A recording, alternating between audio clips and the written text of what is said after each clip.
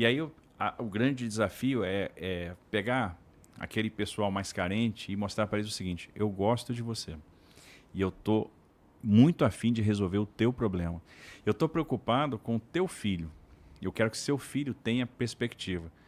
A minha mãe é uma empregada doméstica, foi empregada doméstica. Meu pai trabalhou no comércio, carregou caixa de sapato, carregou saco de bola. E esses caras venceram na vida e me deram condição de estudar e de ir além. É o que todo pai quer, que o filho vá além, chegue mais longe. E eu quero dizer para essa mãe, eu estou preocupado com seu filho, eu quero que seu filho tenha futuro, eu quero que seu filho tenha ferramenta, eu quero que seu filho brilhe. Olha só, você brilhou aqui, brilhou nos games, brilhou na comunicação. Quantos jovens podem brilhar também nos games, na comunicação?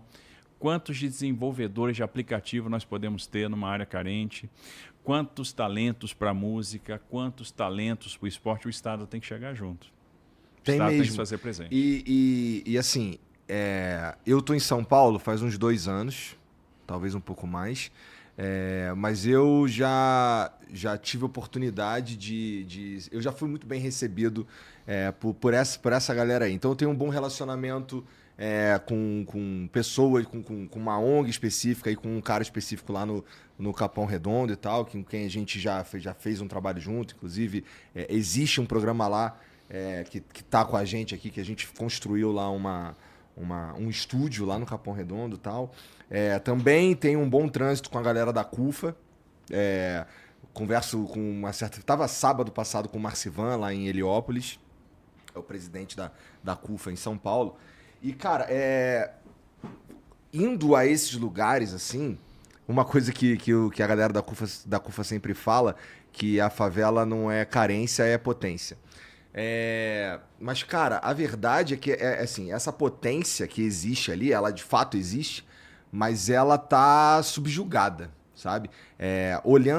Estando presente em alguns lugares ali, eu percebo que tem, de fato, muito talento humano desperdiçado, tem muito potencial ali humano que não tem as oportunidades que precisa. E, assim, a verdade é que, especialmente, assim, lá na Zona Sul de verdade, assim, porque eu não sei, eu não conheço tanto assim de São Paulo, as outras regiões e tal, mas lá na sul de verdade ali, cara, tem uma ausência do Estado assim assustadora, sabe? Questão de infraestrutura, questão de saúde, tudo isso aí. Cara, como é que a gente melhora isso? E dá pra gente fazer de fato algum trabalho ali que funcione e seja perene num mandato de 4 anos, cara? Eu tenho certeza que sim. Observe, uma coisa importante que a gente tem que aprender sobre a administração pública, né? Qual é o maior risco da administração pública? É o risco da descontinuidade. Eu tenho que, obviamente, pensar futuro, eu tenho que pensar a longo prazo, eu tenho que começar, eu tenho que dar os primeiros passos. Fazer de tudo para fazer o máximo num mandato de 4 anos. E se esse mandato não for possível para fazer tudo, e não vai ser nunca, porque as necessidades são muito maiores, eu tenho que dar o primeiro passo. Você só chega no final da escada se você subir o primeiro degrau. E aí a gente tem que torcer para quem venha nos suceder, quem pega o bastão, assuma e faça além, que vá além, faça melhor do que a gente fez. Porque governo, Estado, né, é uma corrida de revezamento. Você está correndo, você vai correr o melhor que você pode, o melhor que você pode. De repente você não vai quebrar o recorde mundial, mas você vai correr o melhor que você pode e você vai passar o bastão para alguém. E essa pessoa que vai passar o bastão, vai pegar o bastão, vai ter que correr também o melhor que ela pode. Então você está sempre passando o bastão para alguém e alguém vai ter que correr o máximo que pode. Então a gente pode dar os primeiros passos, a gente pode estruturar o futuro, a gente pode levar a política pública para essas comunidades, para esses extremos que estão esquecidos. Por exemplo, escola de qualidade. Para ter uma escola de qualidade, você vai ter que ter professor valorizado, que tope ali da aula. Você vai ter que transformar essa escola num centro, num polo de integração. Você vai ter que jogar a cultura lá dentro, porque cultura e educação têm que andar juntas. Você que vai ter que levar o esporte lá para dentro, a música lá para dentro. E a formação profissional. Você vai ter que ter centros de formação profissional para começar a entender onde é que estão os talentos. Pô, uma das visitas mais bacanas que eu fiz na campanha foi no Instituto Bacarelli, lá em Heliópolis. Então você vê os meninos, as crianças, entrando lá pequenininhas. Aí começam a ter aula de canto, né? Começam a entender como entender os sons, extrair esses sons, como mexer com a música. E elas vão crescendo. E quando você vê elas já no final dessa jornada escolar, são músicos de mão cheia. Músicos que estão aptos a concorrer a vagas em qualquer filarmônica, em qualquer orquestra sinfônica. Então você vê o seguinte, a educação pela música funciona. E quanto talento tinha ali, né? Quanta perspectiva você abriu ali. Eu vejo os estados americanos que mais crescem, Califórnia, Texas e Flórida, são os estados que mais investem em inovação. O estado brasileiro hoje que mais está crescendo, proporcionalmente, Santa Catarina é o estado que mais investe em inovação. Imagina com investimento em inovação, fomento de startup, quanto de talento vai nascer. Eu creio muito que a gente tem vários talentos para tecnologia de informação, vários talentos para programação, para o desenvolvimento de aplicativo, para a resolução de problemas, que estão ali adormecidos, que a gente precisa... Porque o que vai fazer a diferença de uma pessoa bem-sucedida para uma pessoa mal-sucedida é se a pessoa vai entender qual o talento que ela tem. Porque talento todo mundo tem. Todo mundo tem. A gente precisa entender qual é o talento daquela pessoa e aí desenvolver aquele talento. Isso passa muito pela educação, a forma como a educação acontece nas escolas, que aí eu imagino que assim, tu não teria muito poder para mexer na educação. Eu acho que tem. Tem. E, cara, como é que é o teu... Porque assim, pra gente poder atacar de verdade as necessidades nesses lugares, é preciso entender quem tá ali. E assim, existem existem trabalhos que já estão acontecendo ali no sentido da educação, de até profissionalizar jovens e tal, mas são ONGs, são coisas assim, geralmente particulares de certa forma, que estão ali acontecendo. Posso citar a CUFA, posso citar a ONG Interferência também, que é essa que eu tô te falando, que é lá no Capão Redondo e tal.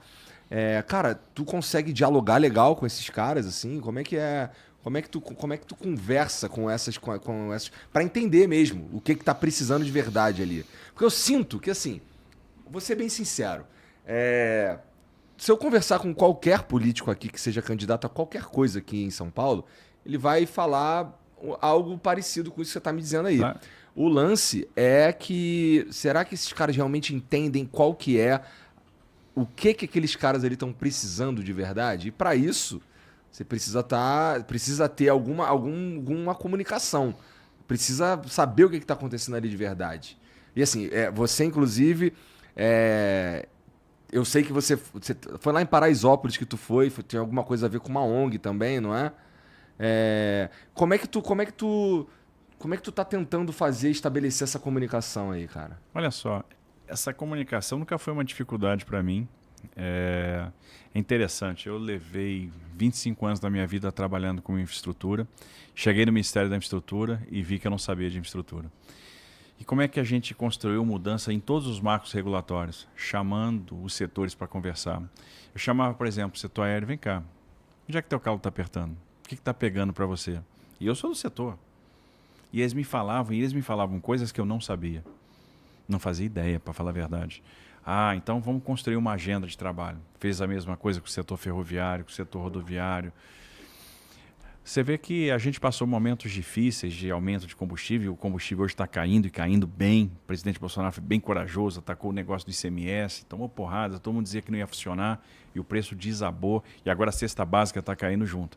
Bom, esse dos combustíveis é, de certa forma, controverso, assim, até do ponto de vista legal da coisa. Mas isso é uma coisa que eu tenho que conversar com ele. Mas, enfim, mesmo com essas situações difíceis, a gente não teve greve de caminhoneiro. Por quê? Conversa, diálogo. Eu acho que eu fui o único ministro da história da infraestrutura que estava em 50 grupos de WhatsApp de caminhoneiro. Caminhoneiro tinha um telefone pessoal. Tem até hoje. Até hoje eles se comunicam comigo. Uma vez, quando a coisa estava muito tensa... Ministro? Não, fui. Agora não. Até para concorrer eu tive que me desincompatibilizar. Entendi, em março eu saí. Mas enquanto eu fui ministro, eu mantive um diálogo franco, recebi as pessoas no gabinete, conversava, entrava no grupo de WhatsApp, estava nos grupos, o pessoal mandava mensagem, eu respondia, o pessoal me mandava uma necessidade de obra, se eu pudesse atender, eu ia lá, atendia, às vezes de forma até imediata. Uma vez a turma estava bem chateada, tinha subido o combustível, eles queriam, de novo, sempre quando sobe, vamos chamar uma greve, etc. E aí a gente chamou no Ministério uma reunião com caminhoneiros e economistas-chefes de banco. Faria Lima. E aí eu disse, olha, aqui estão caminhoneiros, aqui estão economistas de banco. Caminhoneiros, eis aqui o mercado. Esse é o tal mercado. Mercado não é uma entidade, não é um espírito. Mercado são esses caras aqui, ó. São esses caras que compram os títulos da nossa dívida, são esses caras que fazem a máquina rodar, né?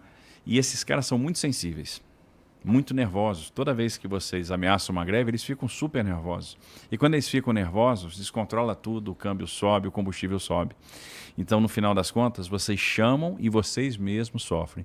Então, a gente tem que eleger aqui nessa mesa um inimigo comum. Vamos atacar o câmbio, porque se a gente atacar o câmbio, esse combustível vai baixar. E a conversa foi super amena, e aí a gente ia controlando as coisas. Pra você ter ideia. Quando a gente resolveu fazer privatização de portos, o pessoal dizia, vocês não vão conseguir privatizar porto, é impossível. Vai ter greve de portuário, vai ter pneu queimado na frente do porto, vai ter isso, vai ter aquilo. Não teve nada. A gente conseguiu fazer a privatização dos portos, conversando com sindicatos de estivadores, Federação Nacional do Estiva, conversando com os trabalhadores das empresas, das companhias docks, ajudando, porque a gente, por exemplo, trabalhou primeiro na recuperação do fundo de pensão, no Portos. Então, saneamos financeiramente, conseguimos criar um mecanismo financeiro para fazer o aporte das patrocinadoras no plano de pensão, para que a gente não tivesse a liquidação do plano de do fundo de pensão dos portuários. E aí, olha, agora vocês vão ter que entender que a gente vai fazer esse movimento, que é um movimento pela competitividade, é um movimento para trazer investimento, é um movimento para aumentar a eficiência. E conseguimos fazer, conversando, né? Então, o diálogo nunca foi um problema. Aprender nunca será um problema, né? E no final das contas, se a gente quiser abraçar de fato essas pessoas, se a gente quiser mostrar para elas que a gente se preocupa com elas, se a gente quiser levar política pública de qualidade para a ponta, a primeira coisa que tem que ser feita, e a mais fundamental, é estabelecer a relação de confiança. Você não vai fazer nada se você não estabelecer a relação de confiança. Isso vale, por exemplo, para o tratamento do dependente químico que está na rua. Você não vai tratar aquela pessoa e não vai tirar ela da rua se ela não confiar em você. Eu tive essa experiência no Ministério também. A gente fazendo o aeroporto lá, Salgado Filho. Tinha que fazer a ampliação da pista de pouso e no final, na cabeceira, eu tinha 1.300 famílias morando lá. Na cabeceira da pista, dentro do sítio aeroportuário, sem nenhuma condição de infraestrutura, nenhuma condição de higiene, nada, barracos, pessoas que eram usadas pelo crime como escudo e ainda numa situação de risco, porque se uma aeronave derrapa, a gente já tem um problema. E precisávamos fazer a ampliação, então eu precisava tirar aquelas famílias de lá. E eu dizia para aquelas pessoas o seguinte, olha, vocês vão sair daqui, nós vamos fazer a compra assistida e cada um de vocês vai ganhar uma escritura, vai ter o seu título de propriedade, vai ser dono da sua casa, não vai ser mais irregular, vai ter um CEP. Pergunta se eles iam. Pergunta se eles aceitavam. Não. Então, esse processo... Então, você acha assim, eu estou chegando lá e estou oferecendo a melhor coisa do mundo, eles vão topar na hora. Não. Mas onde que era que você estava oferecendo esse terreno aí? Porto Alegre. Mas era longe dos centros e tal? Não, na cidade. E assim, a gente fazia compra assistida. Então, era uma residência em cada lugar, dependia da oferta. Tá. Né? A gente tinha um valor, obviamente, para essa compra. Mas a partir do momento que a gente começou a criar a relação de confiança, começamos a fazer as primeiras compras, essas pessoas começaram a... Opa! E aí, não é tão ruim. Não é tão ruim, os caras estão falando a verdade, ganhei minha casa, pô, tô com a minha escritura. Ele ganhou, pô, vamos lá que a gente vai ganhar também. E aí cria um movimento e quando você vê, você está conseguindo tirar todo mundo. Entendi. Esse negócio de centro da cidade, você falou. Por exemplo, a gente tem que ter um programa habitacional aqui. Tem 40 mil pessoas na rua em São Paulo. E não adianta você também querer tirar as pessoas e jogar lá nas franjas da cidade, na Zona Sul, na Zona Leste. Aconteceu no Rio, quando eles fizeram a Cidade de Deus lá e a galera não curtiu, né? Foi uma merda. No centro da cidade de São Paulo, por exemplo, na margem da linha do trem, você tem muita área disponível para construção aqui. Por quê? A São Paulo Industrial morreu na margem da linha do trem. Você tem muito prédio abandonado, muito galpão abandonado, galpão daquela São Paulo Industrial que morreu, né? A cidade de São Paulo Indústria que acabou, que hoje não existe mais.